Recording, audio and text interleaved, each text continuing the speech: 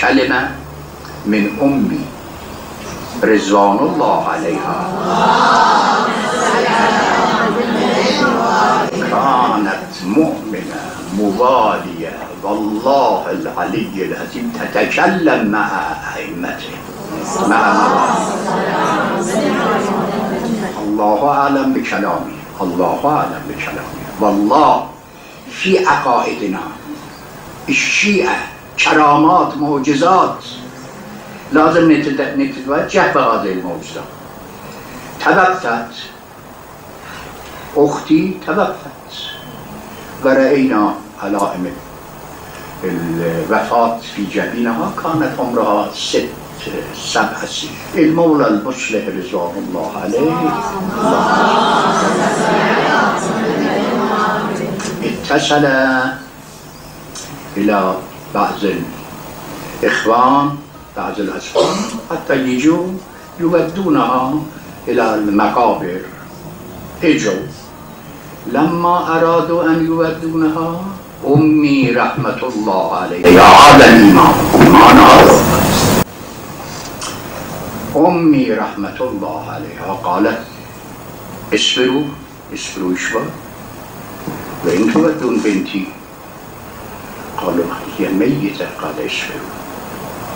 راحت إلى سطح البيت وكنا في مشهد المقدس يعني نحن 6 سنين جاورنا الإمام علي بن موسى الرضا أرواحنا فداه وبنوره صلوات.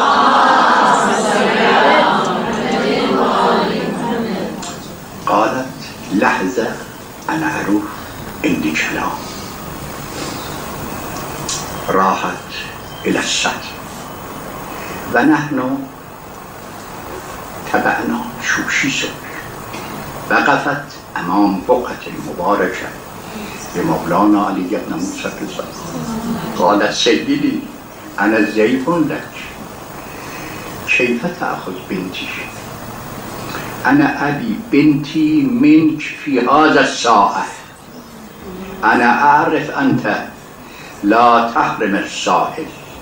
سيدي يا علي بن موسى الرضا أنا أبي شفاء بنتي منك والله العلي العظيم. رأينا الإمام المسلم هو يشير لوالدتي تعالي اللهم